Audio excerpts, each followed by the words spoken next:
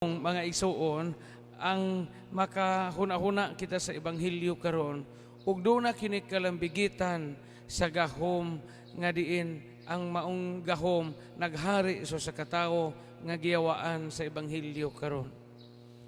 Kabantay mo dunay duha ka sugo ang Ginoong Hesukristo sa yawanong espiritu nga hingsud sa tao. Duha ni kapong timan inig maayo kay mauni ang unod sa ebanghelyo karon. Primero, giingnan sa Ginoong Hesus ang daotang espiritu nga hingsud sa taog hilom. Quiet. Keep quiet. Ngano man ka nga giingnan man sa Ginoo ang maong yawanong espiritu og hilom.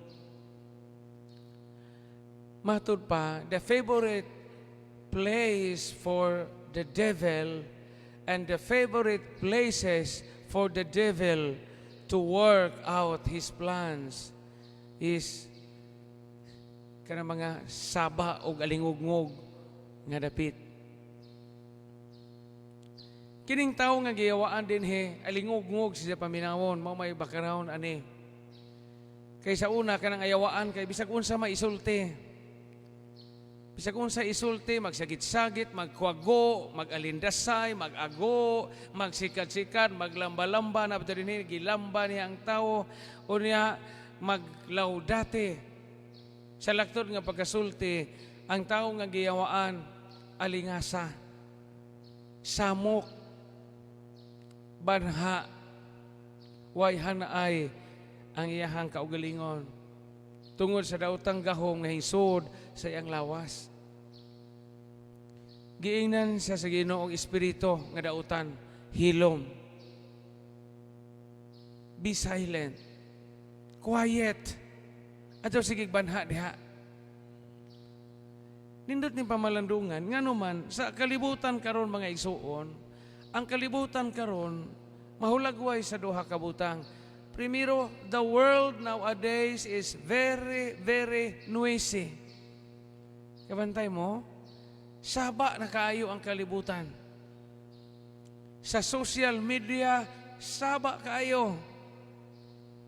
Maminaw ka sa Facebook, mabasa ka sa Facebook, mag-browse ka sa Facebook, adto ka sa YouTube, ari ka sa internet, unsa inig sumada nimo sa tanan nimong gipagtan-aw, banha, saba, lain-laing balita, na ay fake news, na pwede, alingog-ngog ang kalibutan. Ang balita, bisag unsang balita, imong madunggan. O ari ka sa TV, samot. Ari ka sa imong silingan, samot. Daghang banha sa kalibutan ron. Ba't gipahinumduman kita sa Ginoo, hilom. Diha sa kahilom, mabati nato ang kalinaw o kahayahay sa atong kasing-kasing o huna-huna. Mabito ng piskay usahay, labi nagmagborido inyong suod mong simbahan. Lingkod mo suod sa simbahan, sa kahilom sa simbahan nga tingog ra sa langgam inyong madungog or tingog ra sa kwaknit, maunay makapuy-puy sa imong bugat nga dughan. Kana bitaw mag-arborido imong kay hago ka jud daghang kag gihuna-huna, na pa imong asawa sige pamalikas, sa pa imong bana sige panungo, lakaw og kajihot. Suod og simbahan. Pangita og lugar nga hilom. Sandig anang punuan sa kahoy or lingkod anang kilid sa sapa. Nga din madungog nimo ang natural nga tingog sa kinaiyahan, mautro ang naa sa imong kasing-kasing. The importance of silence. Mo na problema sa mga tao karong panahon na, labi na sa mga batanon, kaya mga batanon mahadlok og hilom. Tawa na mga batanon na to sa ato, og mingaw gani sa ato, di na mabuhi. Mulakaw na, mangita na loud music. Mangita na company o mga tao nga gasigig singgit-singgit. O dili gani ka ng motor, butang urag, tambutsong, alingog-ngog. Pero magsigig paarak-arak sa motor, magsigig tuyok-tuyok, kay lagi mahadlok, maminaw og hilom. Pero diha sa kahilom, madungog nato ang mensahe sa Ginoo. Ikaduha nga sugo sa Ginoo karon sa daotang espiritu nga hingsud sa lawas sa tao ingon ang Ginoong Hesus. Guwa, come out. Hilom o guwa anang tawhana. Sa ato pong kinabuhi, daghan tingali pong angay na itong pagawason, pagwaon, o palagputon gikan sa atong lawas, o gikan sa atong kag, o gikan sa atong kasing-kasing. Daghan tingali pong mga traces of evil nga angay nato nga palayason gikan sa atong kaugalingon. Mao nga ang giingon sa Ginoong Hesukristo karon, guwa. Kung pananglit karon napuno ta sa dili maayo nga pagbati, ingna ang maong mga pagbati, gawas diha kay sakit ahong dughan. Pananglitan tingali karon napuno ta sa mga kahiubos, napuno tag mga hinanakit, napuno ta og mga kabugat sa dughan, ingna guwa diha. Come out, bad spirit. I want to be at peace with God. I want to be at peace with my family. I want to be at peace with myself. Panalitan tingali karon daghang kakahasol, daghang kakabalaka, daghang kakahadlok, daghang kakahingawa.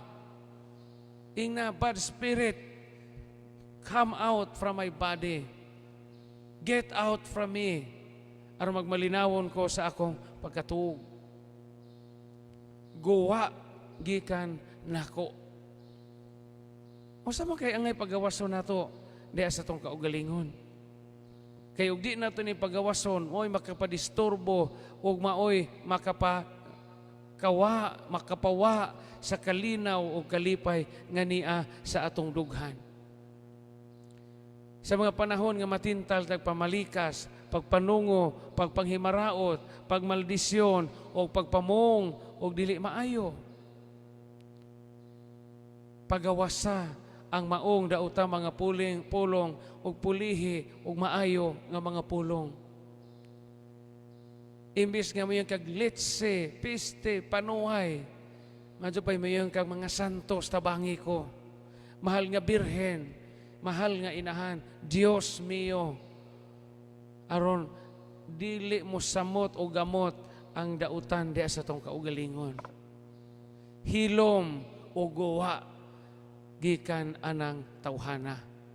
Pagawasa ang dautang espiritu, dautang hunahuna, dautang mga tunob sa demonyo aron sa atong kaugalingon na kanunay ang gahom sa Dios. Amen.